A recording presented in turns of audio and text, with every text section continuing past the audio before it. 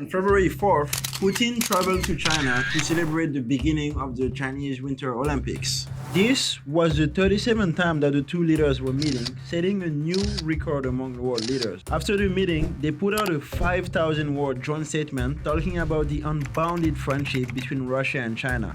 Mr. Putin hailed the agreement as an unprecedented pact of cooperation. 20 days later, on February 24th, Russia invaded Ukraine. Russian invasion of Ukraine. Was President Xi aware of Putin's plan to invade Ukraine? That's hard to tell. But one thing is sure, since the invasion on February 24th, every major country from the US to Canada to Germany has condemned the invasion of Ukraine. I'm announcing the first tranche of sanctions. These sanctions are a major step. And we hold further sanctions. But in the biggest conflict in the European soil since World War II, there's a name of one country that kept coming up. Not because it is active in the war, but because of its silence in the conflict. China. China's China. Of course, I am talking about China. And in the 50 days since the war started, as I am recording this, China still has not picked a side. They decided to abstain on each of the UN Security Council votes on this issue. So naturally the question arises, why is China so quiet? Are they making a mistake, or is this part of a bigger strategy? Of course, with China, we know that every single step is calculated. And as we will see in this video, while every country is either supporting Russia or Ukraine, China has created a third way, and they are playing in the middle. Мною принято решение о проведении специальной военной операции. It was unprovoked. Russia has launched a military assault on Ukraine. China's ties with both countries, some have suggested that Beijing can and should play. So, since the war started, China has put out statements saying that they urge Ukraine and Russia to reach a ceasefire. It's important for neighboring countries to maintain a good relationship. That's why the current situation here is very upsetting and frustrating. No one would have expected a thing like this. Under the current circumstances, what we need is an immediate ceasefire and start peace talks as soon as possible.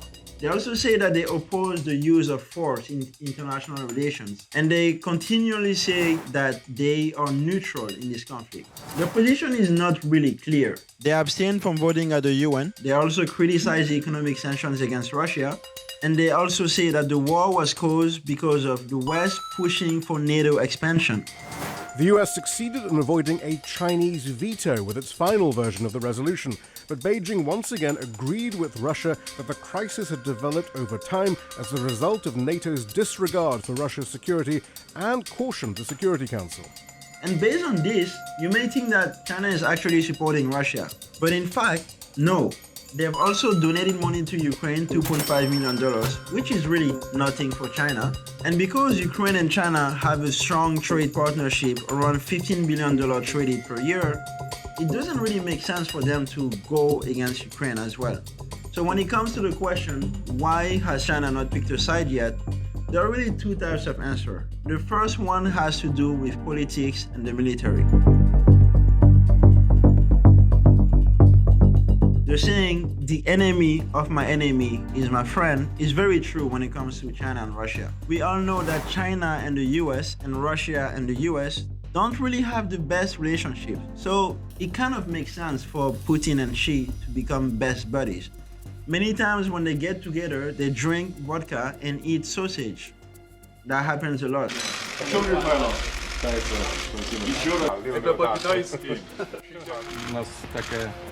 Необычная работа, которая заставляет нас... Наша пшеничная мука. They're really good friends. But the key part to understand is that China needs Russia to serve as a balance against the West. They are the two largest authoritarian states in the world, and as we've seen with the meeting on February 4th, they really solidified their partnership. And when it comes to the military side of things, China and Russia conduct a lot of military joint drills together. Even last summer in the Sea of Japan, they've had a few drills together. Face-off between warships from the United States and Russia, a U.S. Navy destroyer and a Russian anti-submarine warship came within 60 meters of each other. The incident occurred during Russian-Chinese war games in the Sea of Japan. So, based on the political and the military side alone, it doesn't really make any sense for China to vote against Russia. In fact, it may even make sense for them to support them, right? That's where the answer kind of gets tricky. When it comes to the economical side of things, China needs the West. When you look at China's top trading partners, 4 out of 10 are key Western countries, and the US alone represents almost 20% of China's total export. Russia is not even in the top 10, and you'll have to go to position 14 in the list to find them. And just for comparison, UN data shows that China exported 70 billions of goods to Russia in 2021, while in the same time, they exported over 1 trillion of goods to the EU and the US. That is more than 10 times what they exported to Russia. From the economical side of things, China really needs the West. And it is also in President Xi's interest to keep trading with Western countries. The Chinese Communist Party is having the Congress in the fall of 2022, and it is expected that President Xi will try to become president for life. And for him to be able to become president for life, he needs to make China grow economically. So if China were to support Russia, they will cut their economical ties with the West, and that will not be good for President Xi.